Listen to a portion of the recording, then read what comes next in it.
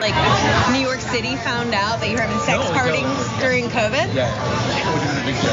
Yeah, it would have been a real bad. We went to some like underground like dance party like underneath the bank in Wall Street.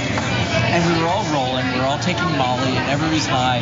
And I was so happy because I hadn't done that in like a year and a half, like a year or whatever.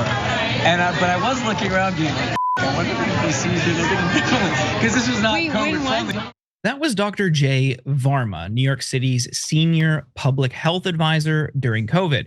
The video, which was surreptitiously recorded by right-wing YouTuber Steven Crowder's team, purports to show Varma admitting to attending drug-fueled sex parties during the pandemic, despite overseeing and recommending public health policies like social distancing.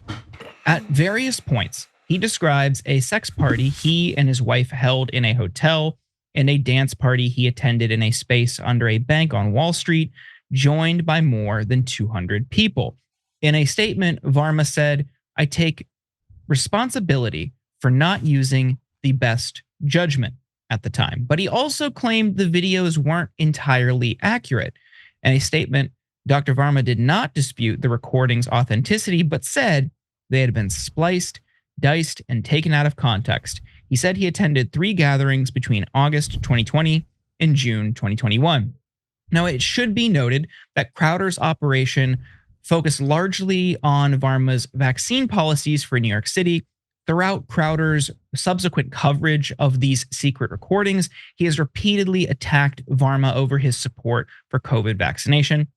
"I was targeted by an operative for an extremist right-wing organization determined to malign public health officials and take down the public health system in America. I stand by my efforts to get New Yorkers vaccinated against COVID-19, and I reject dangerous extremist efforts to undermine the public's confidence in the need for and effectiveness of vaccines." I think that we should identify that part of the strategy, Cenk, but what do you make of him being in this position, a public health position, and going to these parties when everyone else was instructed not to attend large gatherings? Hey, don't scroll away. Come back. Because before the video continues, we just want to urge you to lend your support to TYT. You power our honest reporting. You do it at tyt.com/team, and we love you for it. Yeah, so there's 2 different things here. One is the sex parties, the other is the dance parties. The sex parties actually are technically okay. This is hilarious. Why?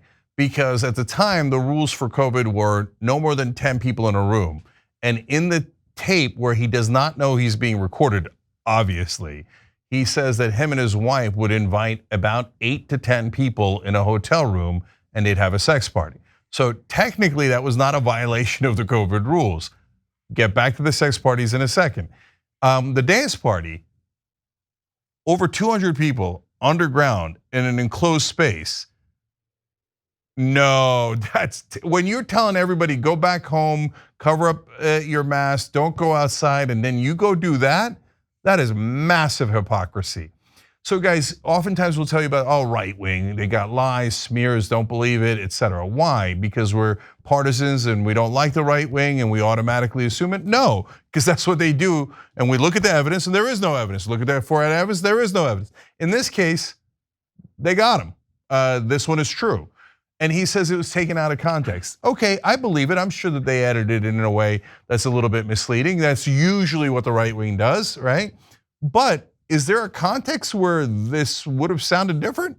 Like I stretched my imagination to think, what could he have said before and what could he have said after that would make this okay? And I couldn't find a way. So this one is true. And so even if it's from the right wing, you don't dismiss it automatically. You actually look to see if they have the evidence, and in this case, they do. So back to the sex parties. What in the world is going on? I've never been invited to a sex party in my life. And it turns out there's like 4 stories in the show today about sex parties. Like, are people all going, if you're a politician, are they all going to like drug-fueled sex parties with their wives, etc.?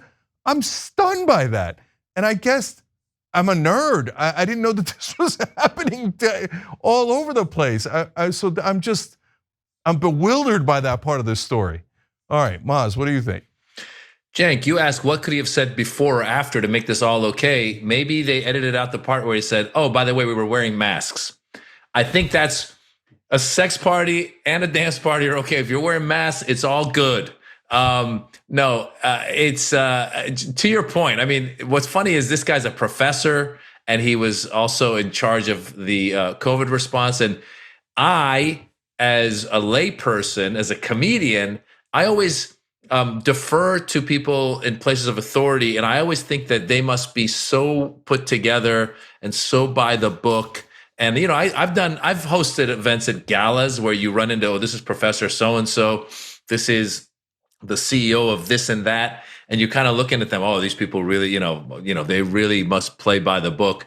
No, the professor's having sex parties. I think if I were in his class, the first question I'd ask, I'd be like, I got a question, you know, at what point do you guys decide who's allowed to the sex party and who's not allowed to the sex? Is there any time where you invite just one spouse of the couple and you're like, you know, your husband talks a bit too much.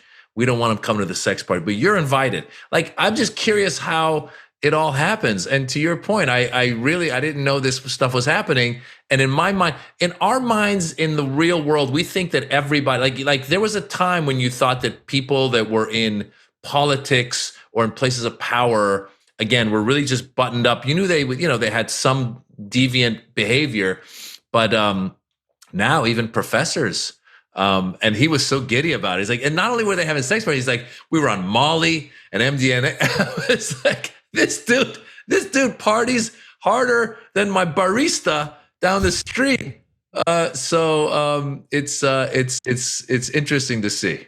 Yeah, you know, you bring up good questions because when did I get eliminated from the sex party list?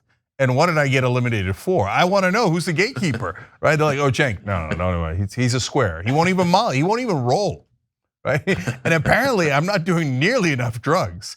At every one of these parties, they're like, oh, we got ecstasy, cocaine, this, the other thing. Jesus, man, I didn't know people were having a wild time. In fact, the dance party. Apparently they're doing these giant dance parties under Wall Street. Like that's almost a scene out of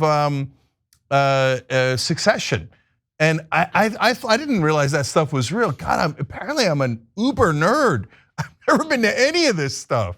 So, and speaking of like other TV shows, in Curb Your Enthusiasm, when they talk about dinner parties, they say it's important to have the right middle, right? The middle seat, the one that talks to both sides.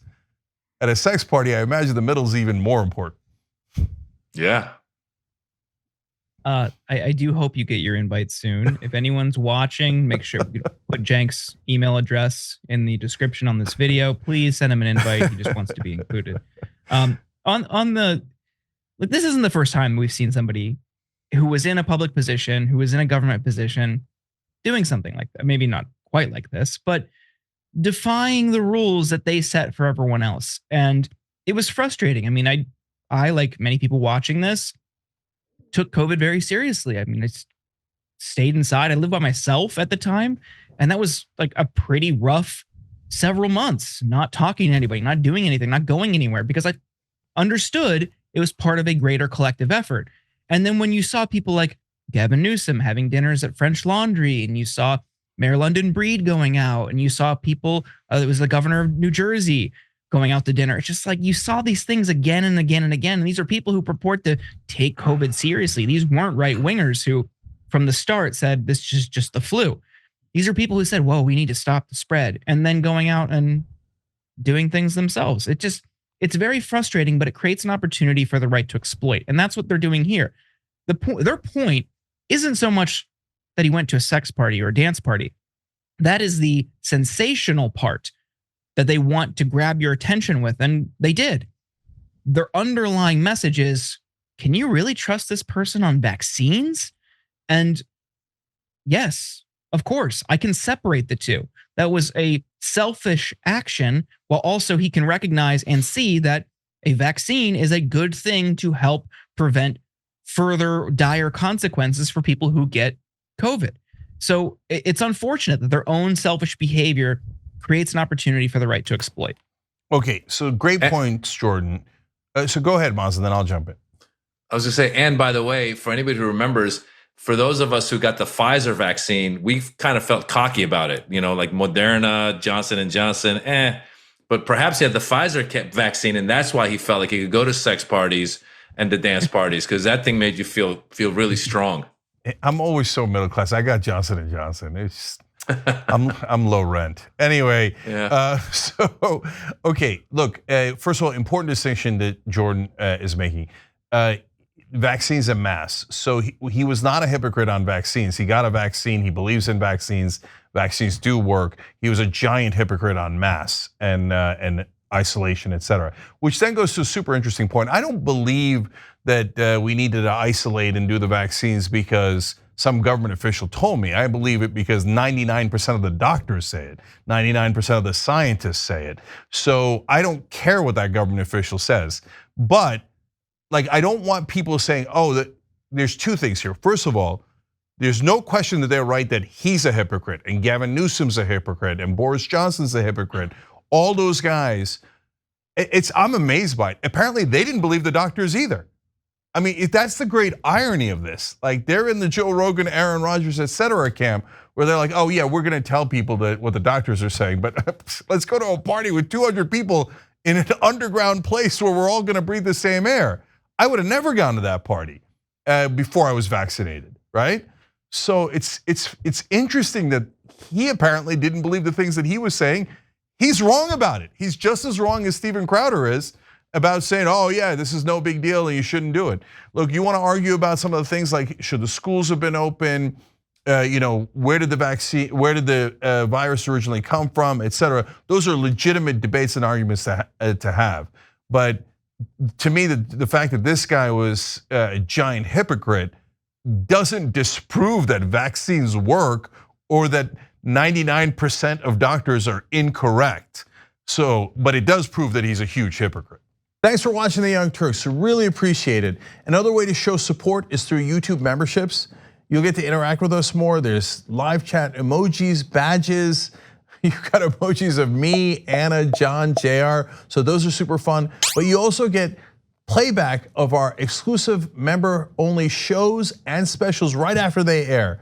So all of that, all you gotta do is click that join button right underneath the video. Thank you.